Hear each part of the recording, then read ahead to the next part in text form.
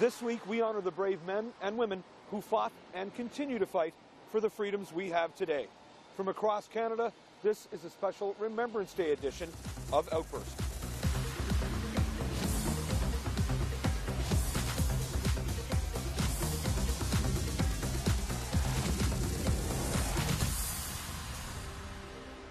Hello and welcome to Outburst. I'm Glenn McGuinness.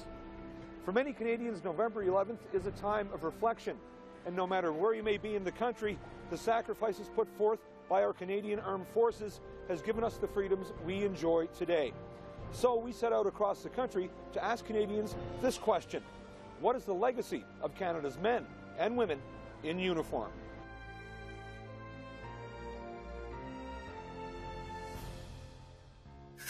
I think the legacy is what we've had to struggle through the generations. What a marvelous thing it is to be a Canadian. Always looking after others, always thinking outside the box, and a very welcoming and inclusive society. I think we have to remember this because of the hardships that they went through, and it wasn't just during the war or the people out fighting, it was everybody. And it was something that we have to remember because that's why we have the freedom that we have today. Well, it goes back to World War I think, and they fought very bravely. They sacrificed a lot, and we have to remember them. And World War II and all the wars since then, we have to remember, because it's horrible. I think the legacy is to remember that we're a great country of showing a lot of diversity. I think we have a lot of strength in this country. We are peaceful by nature, but we're not afraid if we have to go beyond our borders to support other countries. My grandfather fought in the First World War in France, so I was old enough to hear the stories. I was old enough to visit France and see where he fought, and so it has a special meaning for me. To me, I always think of peace. Even though it had to do with war, I always think of peace and that we came in wanting to bring peace. So that's always where my brain goes when I think of them. And the struggles that they went through, for sure, for sure. I've shown him the cenotaph and how we commemorate the war heroes and how important it is for him to acknowledge it in the future, and perhaps he can share that with his children based on the fact that we're a free country of what they created for us and they fought for us, for our freedom. The legacy is just how wonderful our country is and peaceful, and hopefully keeping that peacekeeping persona through the world. You know, there are people that will give, and that's what it's all about for them, giving to their country. I think that we all kind of hold them near and dear to our hearts, and that they do hold a special place. I think that it's great that we're moving to a day and age where we don't have to think so much about doing that anymore because they did it for us. So I really think that they're troopers, and they've done some injustice to us in our country, and it's been great. So I generally find that it's one that historically is positive because of what we did for certain countries during wars. It's maybe become a little bit tainted in recent years just with certain conflicts, but I mean, overall, like, people seem to like us and what we do, and that we're more of a peace-oriented type of country versus, you know, we're going to go and invade you for no reason type of thing. So it's overwhelmingly it's good, but there are a few like minor blips that here and there. Yeah. Well, my daughter's serving in the forces at present, and very proud of her efforts to keep Canada a safe place to be, or as safe as we can make it. And I think the legacy is that a lot of people have sacrificed, not only in the military, but supporting them and in general over the years. And I think we owe it to our veterans and our present soldiers and sailors and airmen and airwomen, and, you know, just to keep it going, sort of thing. Well, that they've sacrificed their lives to make sure that we have a we can live in a democratic society and have and enjoy the freedoms that we have. I think Canadians in general don't have the same view of the Army or vets as they do in the U.S. I find but within the last conflicts that we've had, and Canada's been a little bit more involved, I think that's come up in the last couple of years. I think there's a little bit more respect for the Army today than there was, 10, 15 years ago.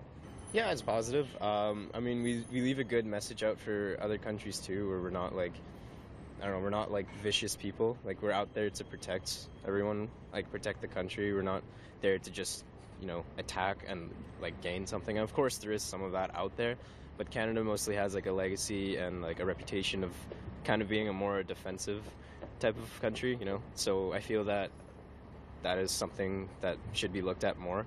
I think we've always been known as peacekeepers around the world, and we do our job right. We don't get involved in other countries' politics when we're not supposed to, and just do a great job as in our armed forces in general. So. Well, the legacy that they have left is basically the peacekeepers. They're definitely there to set up the standard for what Canada stands for. And one of the best things is really that, when we were sending the bombs overseas, a lot of Canadian people were not agreeing with that, definitely because our veterans have done a great job at keeping the peace rather than initiating war.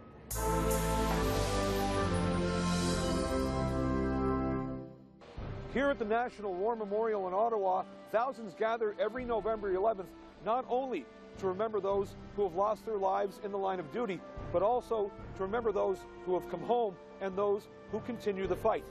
So for our next question, we ask Canadians, how will you mark Remembrance Day this year?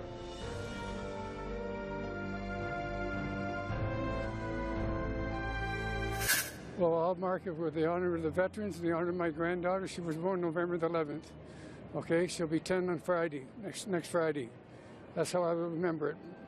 And I'll say a prayer for all the veterans, and I thank them for everything they've done for our country. I generally go to the Military Museum, their Remembrance Day ceremony. I probably will do the same this year. Well, outside of the Poppy, I don't usually attend a public memorial, but I'm aware of them. I might watch on TV from Ottawa, which I have attended in the past. We typically partake in the children's school Remembrance Day programs. I think it's very important for the youth today to acknowledge what's gone on in the past, and further we get away from the big wars, I think it sort of gets forgotten. Well, we have a day off, and last year we went to the Curry Barracks celebration. This year may do the same. I always buy my poppies. I always take the moment of silence, and it's kind of a somber day for us in general. I'm a really a big suck for our veterans, and I always have been. I'm not too sure why. I guess because they gave me my freedom, and ever since I was a little kid, my family's always thought of Remembrance Day as being an exceptionally important day in Canadian history, and we do the best we can to honor the soldiers. I will do as I always do. I come to my local, I live in the neighborhood, and I come here. And, well, I say extra prayers of thanks on that day, too. I had uncles and great-uncles, First World War, Second World War, and it's I've taught my children to remember on the day, too, so. Well, I'm Danish, and the way that we remember people, our soldiers, is mainly on May the 5th, which was 1945 when the Germans surrendered and left Denmark after the Second World War.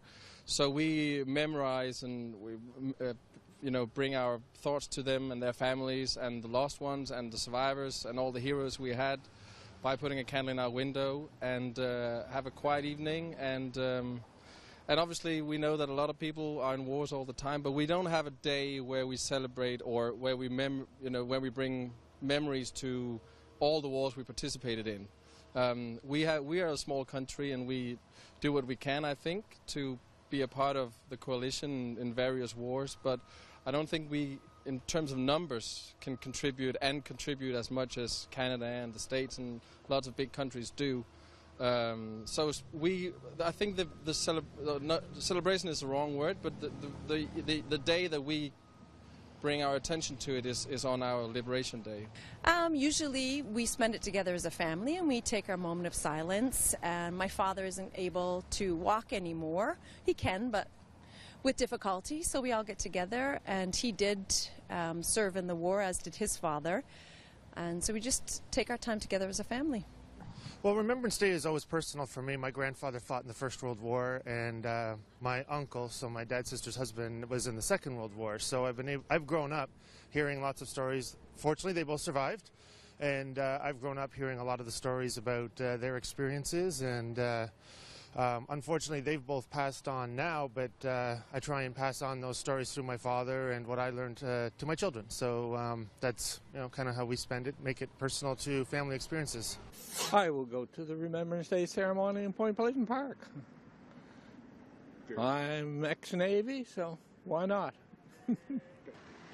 I'll definitely take a moment of silence to remember those who, fought for us and, thought of us on that day and looked out for our families. So I'll definitely take a moment of silence. And it's nice to know that the province kind of recognizes it as a holiday as well. So, of course, I'll be with my own family that day, and it will be nice.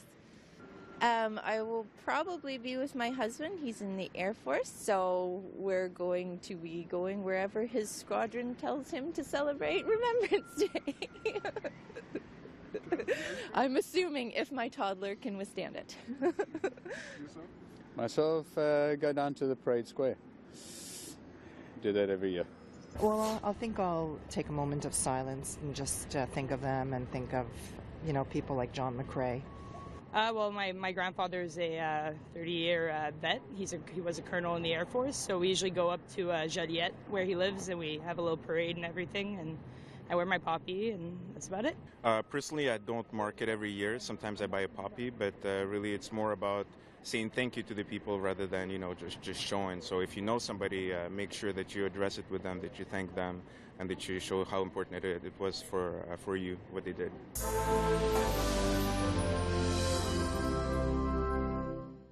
For our next segment, we center cameras east, west, and to parts in between to give Canadians the opportunity to express their thoughts to those who fought for our independence. Our question: what is your message to Canada's war veterans?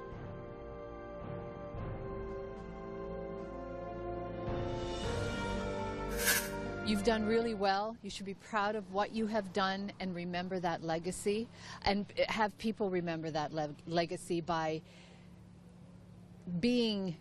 going to these ceremonies, by participating in events. That's what I think. They've done really well, really, really well. My message to the veterans is and I'm extremely grateful that we live in a free country, and they surrendered their lives for us. They fought for us overseas, and extremely grateful, proud of them and who they are and what they dedicated to our country, Canada. My message to the war veterans of Canada is always remember the brotherhood of the Aboriginal people that you fought with over in other countries. And why is that important to you? Why is that your response? Why should they remember? Because it would be good for Aboriginal younger people to learn of the Native ancestry that we have in the wars past gone. My message to Canada's war veterans is thank you for your service. Thank you for our freedom. Really, I had a grandfather and a brother-in-law who served. They survived, but they had friends that didn't, and it impacted them and then their families very much, and I just want to say thank you. Thank you. Canadians should never, ever forget all these amazing people who shared their blood in the poppy fields in France. I was there several times, and it's amazing what they did for Canada. I respect and think they've done a great service for the country and for any country that we've helped out, and I hope they enjoy their Remembrance Days and get something a little bit special from their loved ones. Hey, keep your hearts up. These are trying times for them, especially with some of the internal squabbling that I noticed last night's news in Cape Breton. Things like that, they don't help. That we know. Yeah. I'll move over to you. Well, they did a fantastic job. I mean, it's always very tough to be involved in any war. It's always, it's not, you don't always volunteer for it. It's something that should always be remembered because it just should be remembered. They've done a lot for us. Oh, yeah. Well, first of all, thank you for your service and great respect for you. And I appreciate it. And I think there's a lot of the silent majority out there that really appreciate their efforts over the years and over the generations. And unfortunately, a lot of them died too young and they didn't know the future. But we honor their service for sure. They need great respect at all times. Thank you for what they gave and are giving. We have people today fighting for Canada, and those veterans too. I want the war veterans to know that we are very supportive of their service, and I wish them and their families all the best. You're not forgotten. We do appreciate what you've done and what you've given up for the rest of us.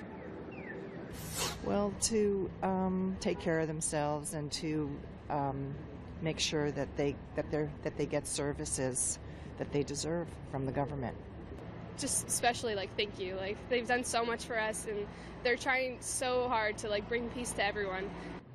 Just keep it going, and for the ones that are already finished, well, thanks for everything, and keep it going. We're very proud of you. On this day, we're thinking of you, and definitely, even if sometimes you don't get that message, we're all there for you.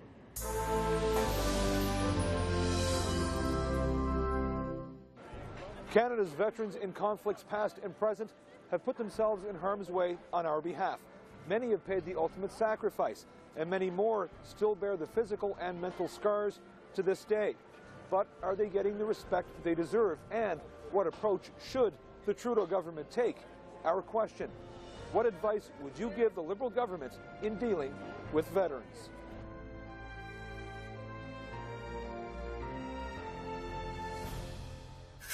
See that they're not suffering from PTSD. And I know a lot of them are. I know it doesn't manifest itself too early, maybe, but they should be looked after. God, they've given so much. My heart breaks for them, some of them, But some of them have the wherewithal to get on with it, and others just don't. They have to be helped. Take care of our people. At the end of the day, commemorate them like we have our plaques with cenotaphs that describe who they are and what they gave up for us. But as far as the government is, compensate them for who they are and recognize them for the human beings they are. There's not too many people like them. My advice to the federal government is to wake up. A lot of things going on that need to be fixed. If people fight for your rights to be free and to live in this great country, then you should respect them and do what you can for them. Look after them better, honor them. I think it's quite disgraceful. I would like to do more. I don't know what to, but I just feel that it's not being well cared for. I really think that they're, at the risk of sounding like Donald Trump, rather forgotten. And I feel that there has to be more public education about veterans, what they're going through and what they went through, educating the public taxpayers so that they will be willing to say, hey, not just one or two people, let's get on board, let's make sure our vets are looked after and their families. Well, obviously mental health is a huge issue. There's an incredible number of suicides, people suffering from PTSD. We have to put more resources and make them more available to those who need them, for those who have served us. I think the federal government and Veterans Affairs should, I think there should be strong public support for veterans, and through Veterans Affairs we should probably have more consistent support throughout the provinces. Take notice. They're suffering. Some of them have not had any kind of attention, increases in any pensions. So I think it's time that people take a look at that and make it a priority. To really treat them especially, they've done so much for our countries, whatever country you're from, and that they really need some help back. Like, they've done so much for us that we can do a little bit to give it back to them. Listen to them and hear what they have to say, and do what you can for them. Many of them suffer from post-traumatic stress disorder, and just continue to appreciate what they've done for the country and for the world. Look, I mean, that's a really sensitive topic. I think it's some of the things that have been done have been a bit shameful. With some of the, you'll read in the newspapers about vets that are looking for health care and that. I think we need to look back, and we haven't been in a major conflict, so it's not always top of mind for people. But I think we need to have these people at top of our list. Oh, just be more compassionate. That seems to be the way so many of the more current ones. I spent time in the Navy Reserve, but they're looking for some reason, and I don't think they're finding it with the politicians. More or less, I'm saying, have a heart. I think you have to always keep them in mind and support them. They've done something so huge for us, and like I said, with us kind of moving away from that era, we'll slowly probably won't need as much support in the future, but for right now, we need to show them how much they're appreciated and respected and honored. To really make sure that they're looked after. Yeah. What advice would you give to the federal government on dealing with veterans? Oh, well, they should always be well looked after. They are backbone of the country, right? They're defending us, and they're doing the job that, some of us, they do the job that they do, and they should be well looked after. They really should be. There definitely needs to be more support for them. I mean, there's a lot of things, that, especially with mental health, that we're now only recognizing that, there needs to be more for that, especially for these, people come back who, there's still a stigma attached to a lot of what, issues with PTSD and things like that, even though that we are recognizing it, people still don't talk about it. And there's the support out there, but it's not, I would say it's not as public as it should be. It's only like, if you come home, it's like, oh, this is available to you, but there's no push to really get that person there if they need it. It's up to them, and they may not recognize it themselves if they don't recognize that they have that condition. So it's, there just needs to be more awareness, and, also just more, I think, in a sense, more benefits as well, because they're just, I mean, if you're coming back and, you may not have a lot, of work, if you left the service, you may be looking for a domestic job of some sort. You don't want to stay in the military. You're out of it, but it's harder for you if you've been in that so long. So there's kind of that thing of, more health services and things like that, and, kind of more help getting back into the regular job environment that they may not have been in for, decades. Treat them very well. They've paid sometimes a horrific price for their service, and if we can't take care of them after they're gone, don't send them in the first place. So I think we have a moral responsibility to take very good care of all our veterans, regardless of age or circumstance.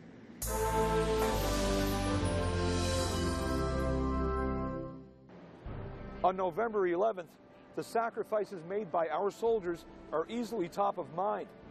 But July 1st not only marks Canada Day, but the anniversary of the Battle of Beaumont-Hamel, where in 1916, the 1st Newfoundland Regiment was nearly annihilated by German troops.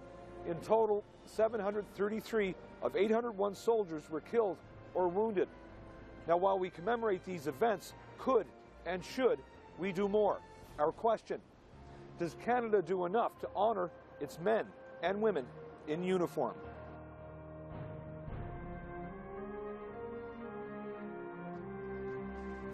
I think it's such a huge sacrifice to go and fight for your country that I don't know that you can quantify when it is enough.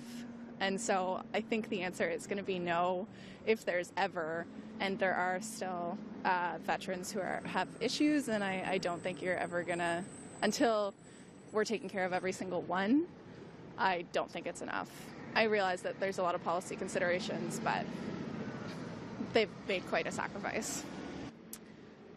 That's a tough question. I think probably as we get further away from that generation. I think that some things probably do get lost, and it's been a while myself since I've been in the school system, so I'm not really sure what they're sharing in the school systems nowadays, but I'm hoping that they still highlight it with the children and our children's children, that sort of thing, because it's certainly something we never want to forget. Yes, they do a great job. Could they do more? Yes, they always could do more. You always could be. You could always look after the elderly, and they need a special place because they gave their lives. Many of them gave their lives for it, right? Many of them aren't here, and those that are should be highly prized, highly looked after, really. They're superb people for even doing that. We do on November 11th, but that's just one day of the year. I think it's more important to give them the programs and services that they need, assistance with housing, certainly medical needs, when they come back from combat or difficult areas, because it affects people differently, and sometimes they symptoms don't show up for a while. So we have to have good services for all our veterans. Maybe not enough, but I think we probably do more, ironically, here than they do in the States in terms of Remembrance Day and wearing the poppy. Pretty well everyone on the street here is wearing a poppy today. And so I think in a small way, they are recognizing the contribution of our veterans. To honor them, I think, yeah, we do. I think we do the recognition. It's a one-day affair, but I don't think it's forgotten for the rest of the year. Do we support them enough? Maybe not, but I do think we honor them as individuals. Maybe not as visible within the government as an organization, but I think as individuals, I think Canadians do a very good job of honoring them. From the general population, the remembrance is starting to fade. You see less and less people wearing poppies, and ceremonies are attended less frequently. Most people are just looking at Remembrance Day as another day off, I think. So unfortunately, the general memory or the memory in the population is starting to fade. I think so. I think the celebration in Ottawa is very good. I think the municipal governments do a good job of putting on an event in each city every year. So I think that's actually done well in this country. We certainly don't do the same as the U.S., but I think we do honor them. I think we probably could do more, but I think we do honor them. Yeah, I think so. I think not as much as our cousins to the south or friends to the south, but I think we do a good job. I think, depending obviously on the government and everything, they tend to do a decent job. Over time, I found that sometimes a little lackluster where we're focusing only on World War II when, we saw people out in Afghanistan and other places of the world. So as long as we include everybody, then we should be good. Keep going. I don't think it's ever enough necessarily, but I think we're doing a better job than some other countries do. As far as I know, not near enough. Because when these men and women in the forces come back from peacekeeping or a war, they have no jobs, no place to stay. They're living on the street. So before they ship anybody out, they should try and be sure that there's something for them when they come back. No, they don't. Because sometimes you see the young kids, they just walk by and they don't say good afternoon, good morning, or nothing. You should respect your honor the war veterans that made this country free. I don't think so. I hear stories. We all hear stories about soldiers who have come home and are wounded and are disabled, and they have to fight for every support they can get. And to me, that's just wrong.